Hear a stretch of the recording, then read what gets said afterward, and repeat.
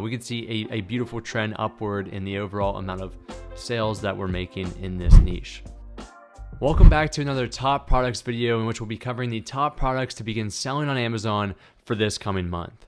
Today we'll be taking a look at the low competition, high demand, and innovative product, which is by far my favorite out of the three. So for today, let's start out with the low competition product for this month, and that is going to be the dog hair carpet remover. So think of the handheld devices that you've seen in households to remove pet hair from surfaces such as couches. Now take that idea and to put it into an actual longer device that someone can actually walk with and remove pet fur and cat fur and dog fur from actual carpet. So really just taking that idea and incorporate it into something that's a little bit more tangible for someone to walk around and use it on their carpet. On the first listing page here, we'll scroll through some of the top listings so you can gain an idea of what this product looks like and how it's used. All right, so we'll be taking these ideas and try to incorporate into sourcing a unique product that will also complete the same objective for customers. Now, taking a look at the data, I'm going to move a little bit quicker through this this time around and going forward. We're going to look at two good things and then two areas of concern. That way it really gives you a well-rounded idea of what this data set is suggesting. Okay, so let's start out with the first good thing, and that is the niche score, which is an 8 out of 10 for this product niche. Now, Jungle Scout's niche score, it takes a combination of the demand, the competition, and also the marketing and quality of listings that are on the first couple of listing pages. Takes all that information and analyzes it to produce an easy to read score so you know what this opportunity is looking like. Obviously, the higher the niche score, the better, but this really goes to show that there is low competition in this niche and there is an attractive opportunity. Okay, and the second good thing is the historical search volume trend over the past 2 years. This is what we claim to be the ideal search volume chart, which shows a consistent upward trend in search history for the past 2 years. As you can see, Jungle Scout has this nice trend line that is just beautifully trending upward and gives us a good feel that going forward when we begin to sell this product, if we do, there will be a rising level of demand that will carry forward into those months. All right, so now for the things to be a little bit concerned about. The first is that there are some big sellers in this niche. For example, this seller right here has over 5,000 reviews, and this seller, which is one of the top ones, they have over 100,000. So there are 4 to 5 top sellers that have been in this niche for some time, and they will make it a little bit more difficult to enter that market. The second thing to be a little bit concerned about is just the differentiation possibility for this type of product. From what we saw on the first listing page, a lot of these competitors are just really changing the color of the handle, but the device is relatively the same in how it's used. So we'll have to think creatively on how we can adjust our product and source a unique product that can stand out to a customer. So speaking of which, what product are we going to source? This is just an example product that would fit into this niche and solve the problem for the customer. What I liked about this product is that it comes in a bundle set. So you get I'll enlarge the picture here. You get the handheld one here. You also get a smaller handheld one, which is a very thin device. And then you also get what's known as the rake in this niche. So you get a 3-piece set, all for $5.70 if you purchase 200 sets. I really like that because that allows you to differentiate yourself from the rest of the competition. It gives the customer a 3-in-1 deal, which they may have ordered it 3 individual units separately. This really just solves that problem for them. So we're looking at $5.70 per unit, and then I'd say about $1 to $2 in overall shipping per set. All right, and the last step here is to take a look at our margin.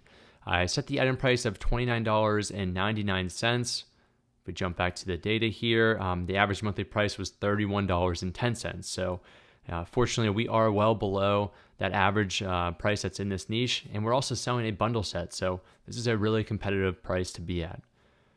If we move down to our cost of goods sold, I added $2.80 for shipping once I ran some of the numbers based on the dimensions and weight for this product. So that gives us a cost of goods sold of $8.50, producing a net margin of about 37%. Okay, so let's move on to this second product, which is the high demand product for the month, which is going to be great for the wholesalers out there. That is going to be the mesh zipper pouch. And before we even get into what this product is, I want to let you know that this is a school-related product. So, if you are able to begin selling these in August, you're going to ride the demand near the end of August, and especially in early September, as all the teenagers and children go back to school, which they'll be in particular looking for a product like this. So this mesh zipper pouch is simply a pouch to store really anything. It can be anything that you want to protect, such as pencils, as pens, even your cell phone. You can put anything in here, but it's just a unique style that people are looking for. From the first listing page, you can see there are a lot of similarities. The only differentiation you're seeing is the quantity that these people are bundling these in, such as 24 versus 30, or even a 5-piece set here. But the design is very similar. So we'll have to think about, again, how we're going to differentiate ourselves to stand out, or if you're a wholesaler, how are you going to sell the identical product on one of these listings? All right, moving on to the data. Let's start out with the two concerning elements, and then we can move into the good things. What I have here is the seasonality trend that Jungle Scout predicts. I do not think that Jungle Scout has the best analysis on how they predict the seasonality, because what they're saying is it's a very seasonal product in December and around April timeframe, which doesn't really make logical sense with people going back to school in near August and September. And it's also suggesting that seasonality is low. Now, what I use in particular is the search volume trend over the past 2 years to see if I see relatively high spikes in demand during certain time frames. If I can see the same trend in the 2021, for example, and 2022, then there's a good chance it's going to happen in 2023. So for example, if we look down here, let's go to this spike here in 2021. The largest spike was the first week of August. Now let's see if it's the same way in 2022. Now, not quite, but there still is a relatively high spike. We saw that large spike in the middle of July instead of the first week of August, but it's still somewhat seasonal in 2022. As you can see, within the past 2 months, August and July, we are seeing relatively high spikes in demand. So I would go off of this if I were you to determine the seasonality. That is the concerning part of this, is that it is seasonal. You're going to see a lot of demand in August and especially early September, but after that, you will see a decline in overall demand. All right, and on to the second element here that's a little bit concerning is the average price over the past 2 years. Ideally, it's ideal if you can see an increase in sales price over time, because it should suggest that, one, there isn't enough competition to drive those prices down. And it's also good for you because if prices are going up and your costs are staying the same, you're going to make more net profit in the long run. Unfortunately, over the past 2 years, we have seen more competition enter this niche, and therefore driving the prices down slightly, about $2, I would say, for the average sales price. Nothing to be too concerned about, but something to take into consideration. All right, and the two things I like, very simple. The average units sold is over 4,000, and the monthly search volume is over 35,000 for the past 30 days. Those are extremely high numbers, suggesting very high demand. Okay, let's move on to Alibaba, and we can determine what type of product are we going to source for this.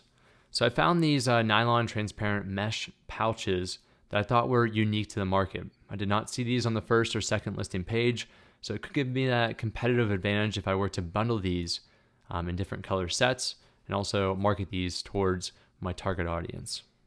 So for 500 pieces, you're looking at $1.20 per piece. My plan for this would be to sell these in sets of three different colors in one set.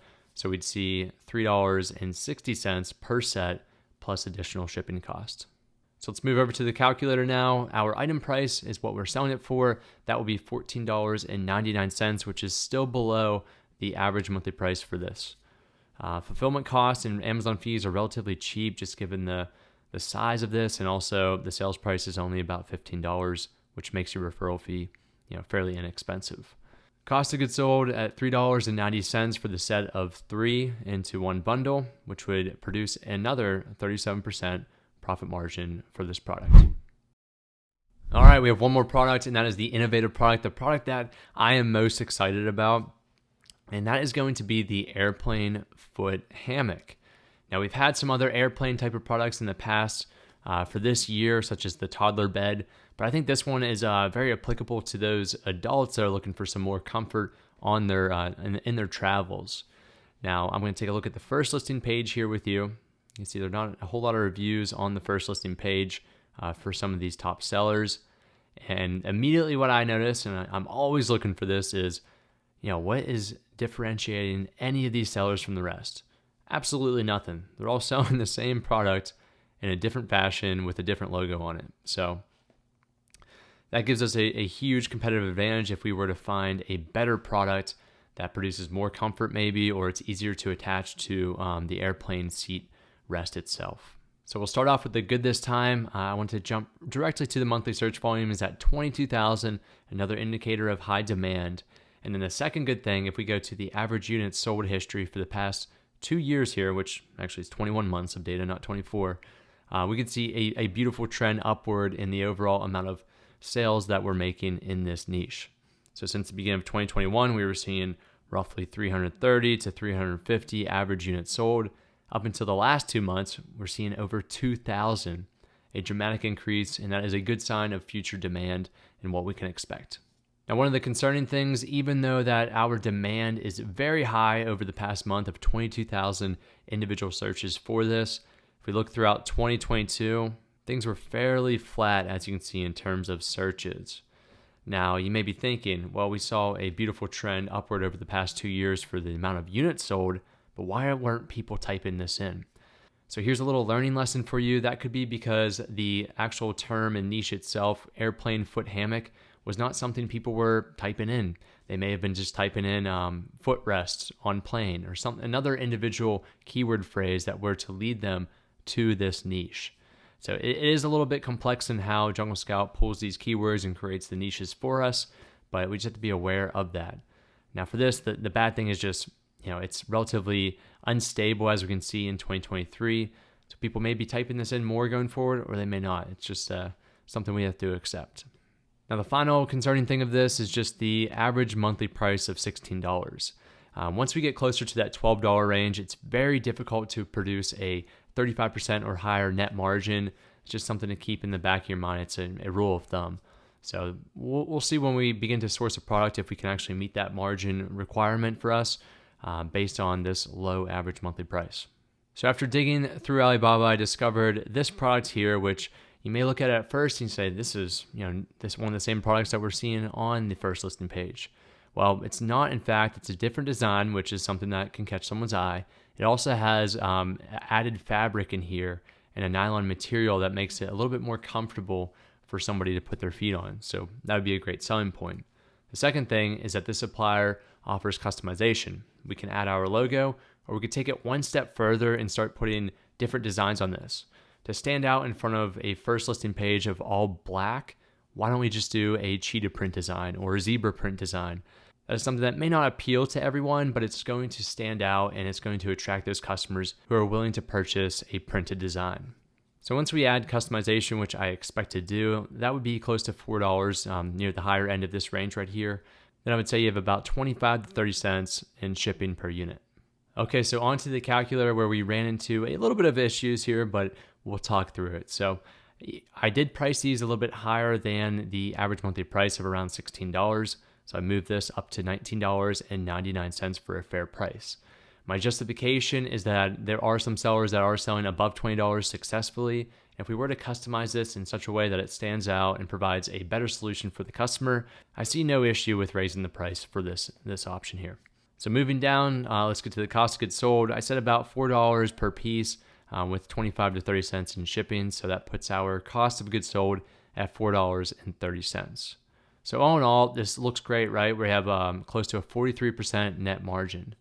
So that's great, but the only thing concerning is, if you couldn't sell this at $19.99 and you were struggling to sell at that amount and you had to reduce the price below the average monthly unit price, you can see we fall below that 35% net margin, which just makes it a lot more difficult to turn over a profit at the end of the month for this individual product. All right, thank you for watching. If you want some more product ideas, make sure to check the videos out in the end screen now and to subscribe for next month's video so you can get the top products before everyone else.